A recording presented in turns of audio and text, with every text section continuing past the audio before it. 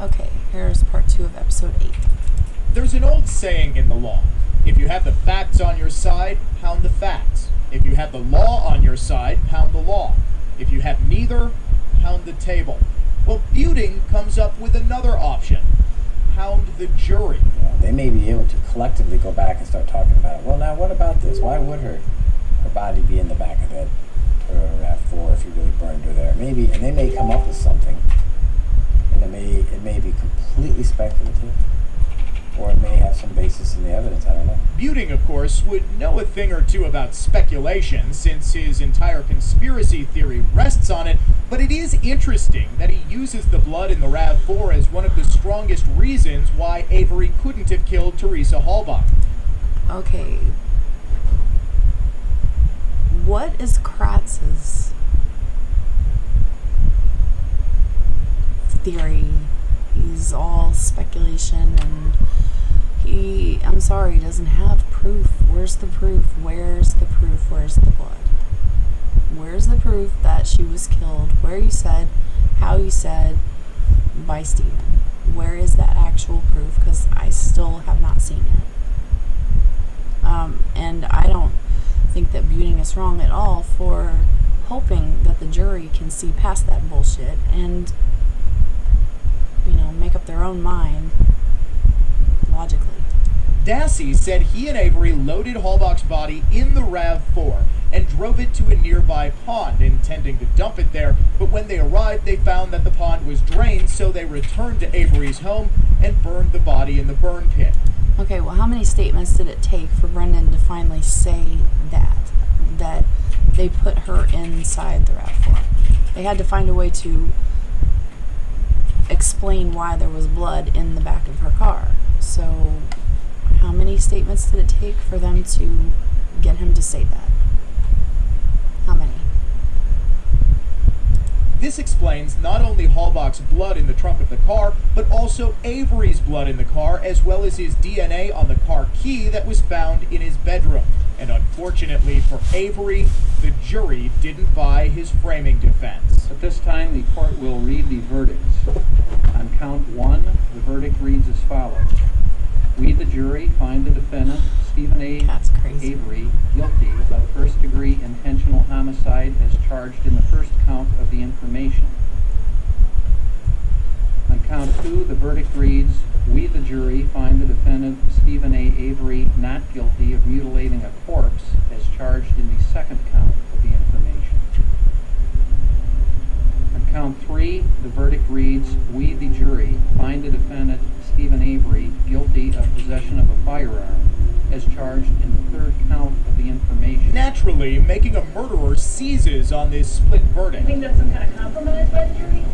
You'd have to ask jurors that, but I can't explain how one would arrive at what clearly seem to be inconsistent verdicts. It's not the first time that's ever happened. No, it isn't. And it's not evidence of some sort of compromise either. Actually, turns out that is what happened. They did compromise. Now we know that. Maybe when you made your videos or whatever, you didn't know that, but we do know that now, that the juror who contacts the filmmakers said that was actually a compromise. You vote guilty on this, we'll vote not guilty on that. They didn't even have to vote on the felon in possession of a firearm charge because they'd already both agreed that was going to be there. They weren't going to argue that. So, yeah, it actually was a compromise. That notion is ridiculous on its face, since in Wisconsin, a conviction of first-degree intentional homicide carries a mandatory sentence of life in prison. So jurors compromised to send Avery to prison for the rest of his life? That sounds like the jurors who supposedly thought he was innocent were really poor negotiators. Actually, they probably were. Just like the juror that was dismissed said, the weaker ones were overpowered by the ones who would not budge, And do you blame them? I mean, these people have been there for a month. They want this shit to end.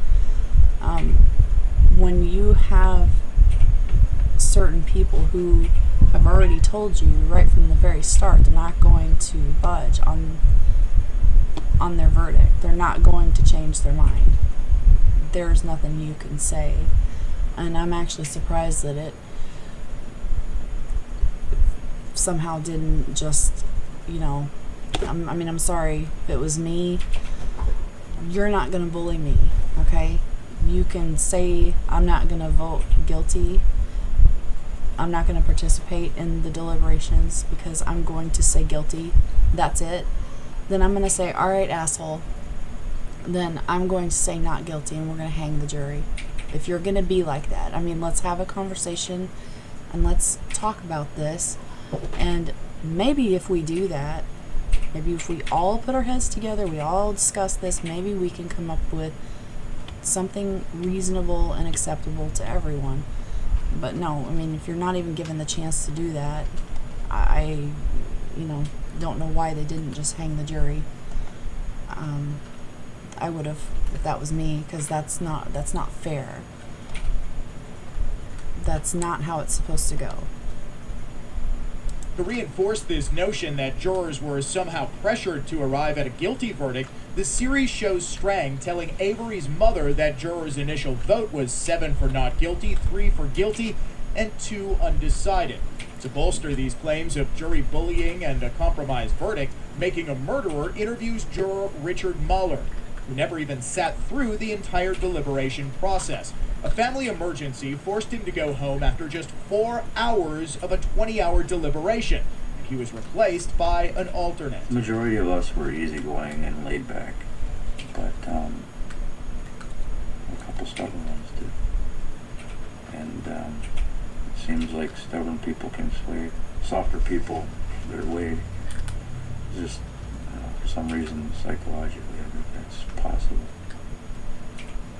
I know there were 3 that were stubborn and weren't participating, which made me feel uncomfortable being there. Remember, No, hold on. Isn't that pretty much what I just said? Like I said, I've already heard all this nonsense. I've heard all the things from the jury that supposedly was sold to the filmmakers, and from what I understand, this is going to be reviewed.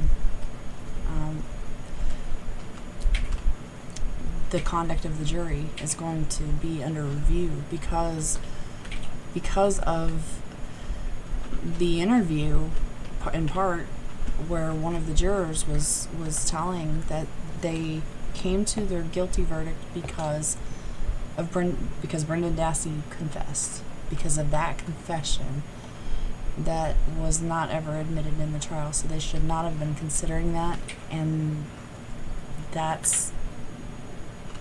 they're going against the judge's orders to only consider what's in the trial, not to listen to anything else outside of that, and they actually did. So, yeah, just like the dismisser said,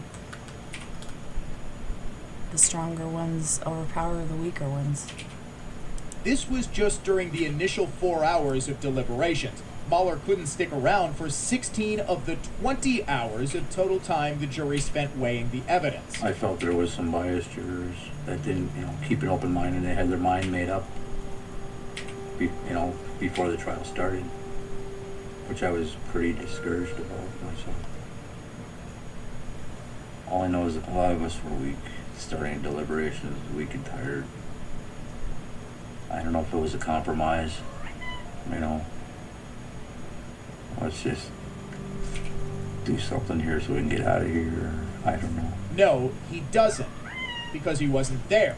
Remember, he left after just 4 hours, but he presumes that because jurors started weak and tired, remember they began deliberating in the afternoon and worked until 5:30 p.m. on the first day, they necessarily would have still been weak and tired throughout the deliberation process, and therefore would be supposedly vulnerable to manipulation by these 3 stubborn jurors who Mahler thinks, but again doesn't know, might have had their minds made up before the trial started. Okay, they did, just like he said. He was there.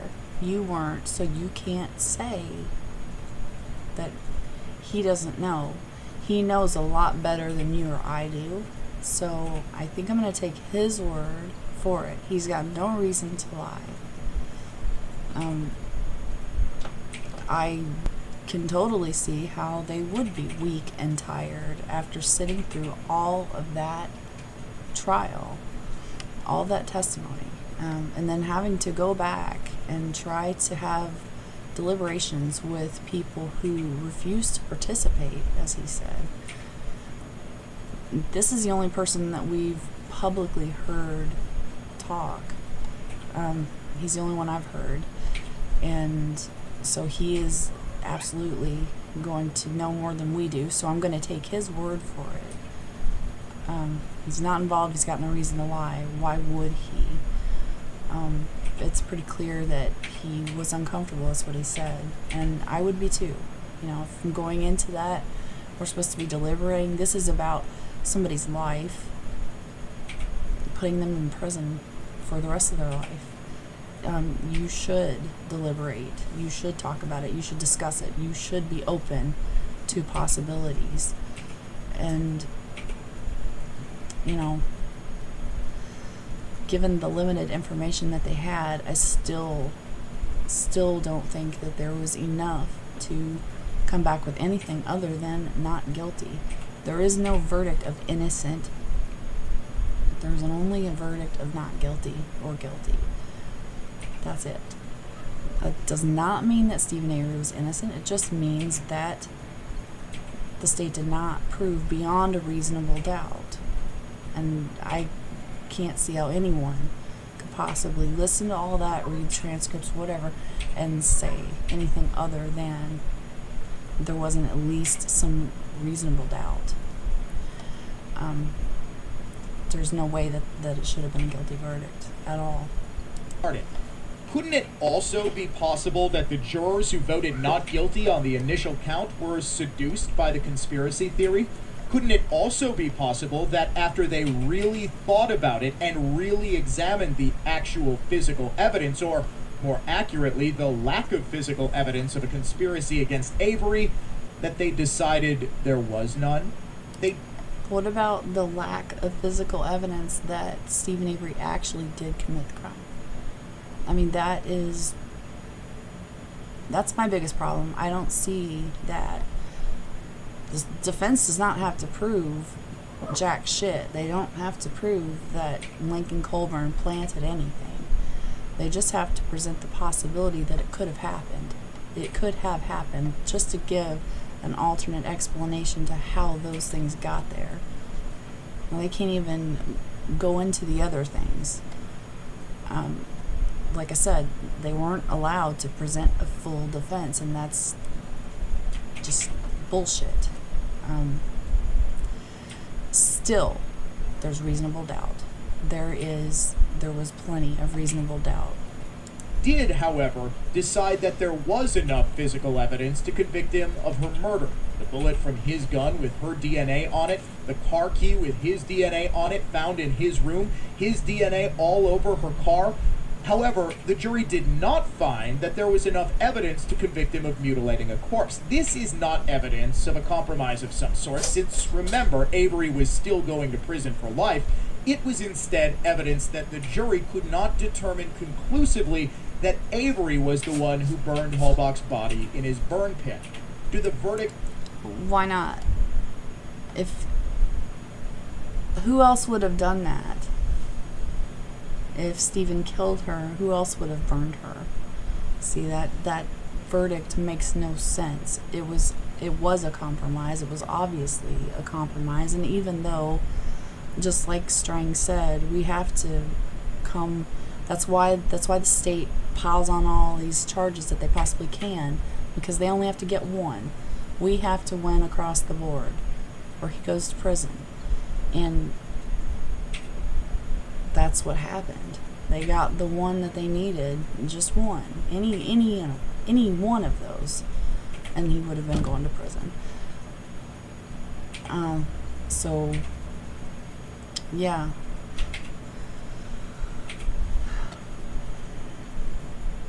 Conflict? No. there were 2 people present the night Teresa Halbach died, and the jury may have determined that Dassey was the one who actually placed her body into the fire. To me, there's a lot of unanswered questions. I mean, to me, I believe we don't know for sure. I mean, I don't know for sure who killed Teresa or how it happened. I mean, all I have is statements from both sides, but I don't think anybody will ever know what actually happened. But 2 people do. One has just been convicted by a jury of his peers, and the other is about to go on trial. Okay. First of all, you weren't there, so you don't know that 2 people know. And even if it was 2 people, you don't know, because you weren't there, that it was Stephen and Brendan that know. I would imagine Teresa probably knew who was killing her too, so we'll just say there's 3. But there's at least 2 people that know. I would say Teresa and whoever killed her. That could be 1 or more people. We don't know. And unlike what the juror says, from what he heard, the evidence that he heard in the trial, yeah, they don't know.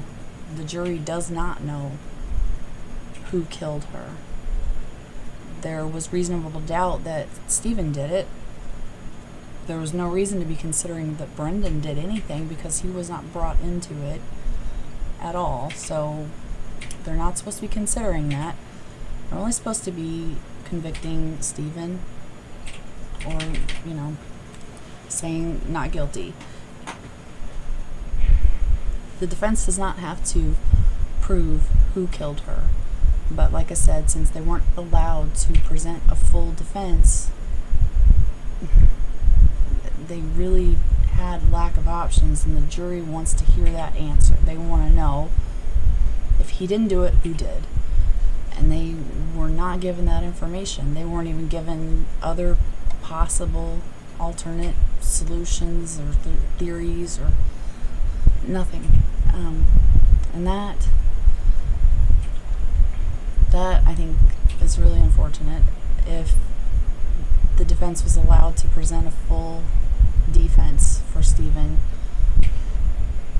I have zero doubt that the jury would have returned not guilty. No doubt on everything. And if that 1 or 2 or 3 people were just going to be stubborn no matter what, then it would have ended up being a hung jury, because I do believe that people would have had the reasonable doubt and held out and been strong, because they would have more to go on other than the 2 options they were given. And no, unlike what you say, most people do not believe and do not want to believe that the cops are going to plant evidence or kill someone and then try to frame someone. People do not want to believe that. So it's a lot easier to believe that Stephen Avery would have done it than the police if those are your only 2 options. Yeah. Alright, well, see you next video.